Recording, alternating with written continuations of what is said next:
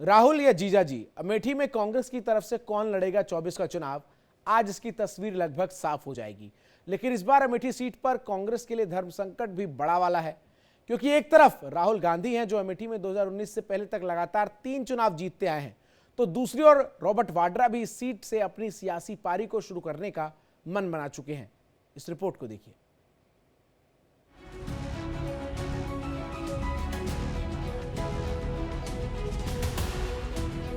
और सांसद बनने की सोचता हूं तो मैं अमेठी को ही रिप्रेजेंट करूं।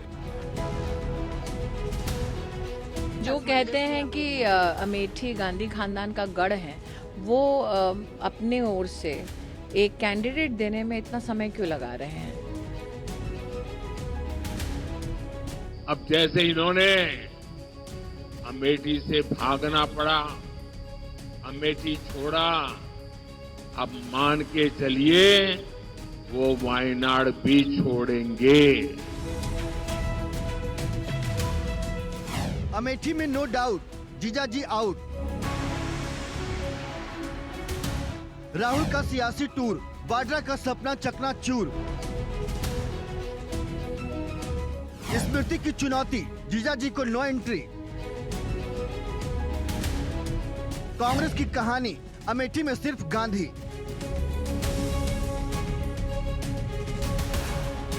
अब की बार अमेठी में 3 किरदार, यानी स्मृति ईरानी, राहुल गांधी और जीजाजी यानी रॉबर्ट वाड्रा।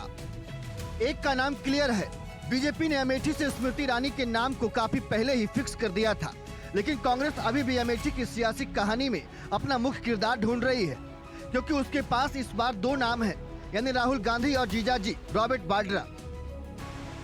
राहुल जब अमेठी को पराया कर वायनाड की जनता के सामने कभी न छोड़ने की सौगंध खा रहे थे, तो रॉबर्ट वाड्रा उसी वक्त अमेठी की राजनीतिक जमीन को टटोलने की कोशिश में लगे हुए थे। वाड्रा कभी सनातनी हिंदू हो जाते, कभी मंझे हुए सियासतदान, तो अमेठी में खुद का प्रोजेक्ट करने के लिए भी जीजाजी ने अमेठी की दीवारों को भी अपने नाम और अपने चेहरे से रंग डाला था।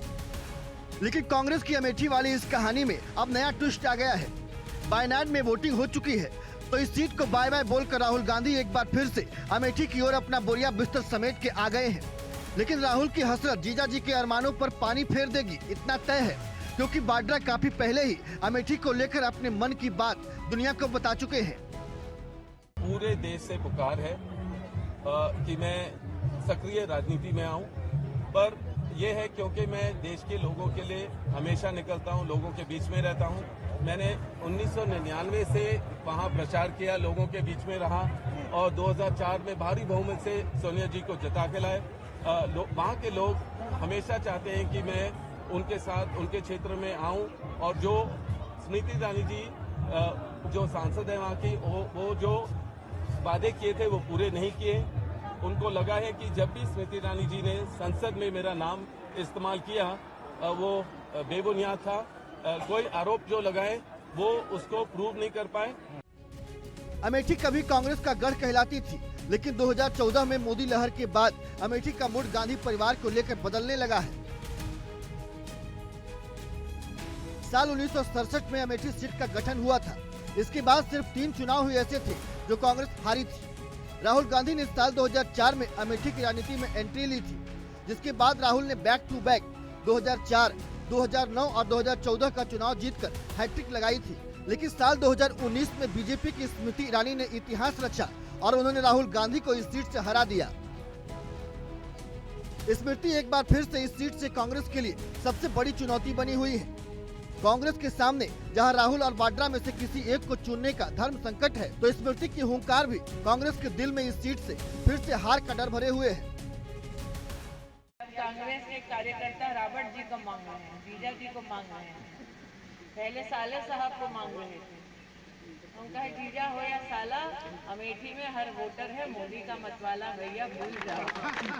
सही कह रहे हैं, क्योंकि जीजा जी आएंगे तो सुरेश सबको, और जीजा जी की नजर जगदीशपुर पे है, कहीं दे रहे हैं। जीजा जी आएंगे तिवारी जी तो बाग के कागज छुपा लेना, जीजा जी आएंगे तो घर के कागज छुपा लेना तिवारी जी, जीजा की नजर पक्की है।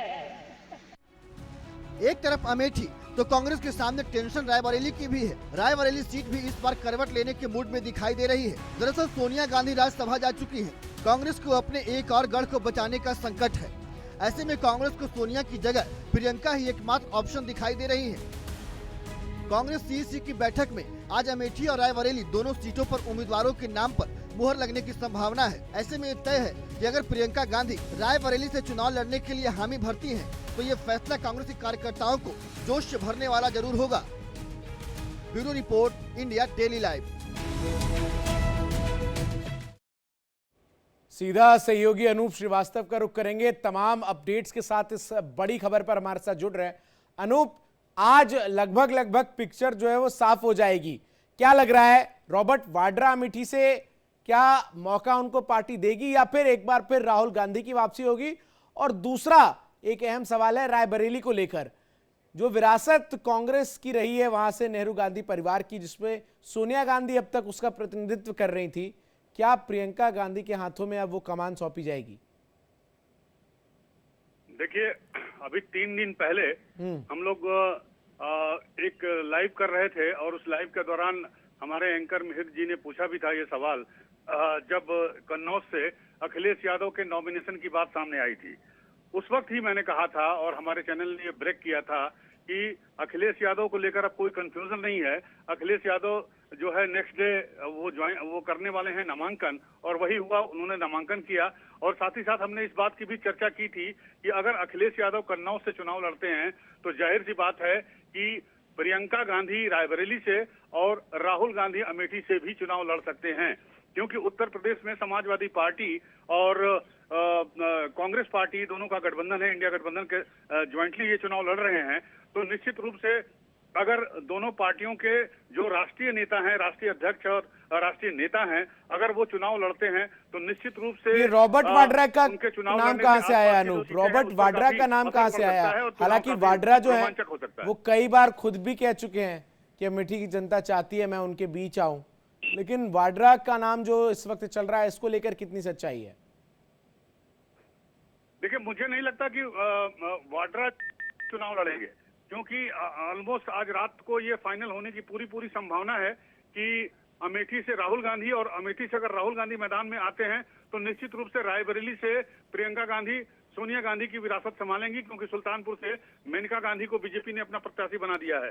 तो निश्चित रूप से मुकाबले को और दिलचस्प करने के लिए, इंडिया गठबंधन की लड़ाई को और मजबूत करने के लिए। अच्छा अनूप, एक और इसमें बात जो है वो निकलकर सामने आई, जो मुझे लगता है कि यथासंभव हो भी सकता है, वो ये है कि जिस तरीके से अब रायबरेली की सीट खाली है, तो क्या ये संभव है कि राहुल गांधी रायबरेली से चुनाव लड़े?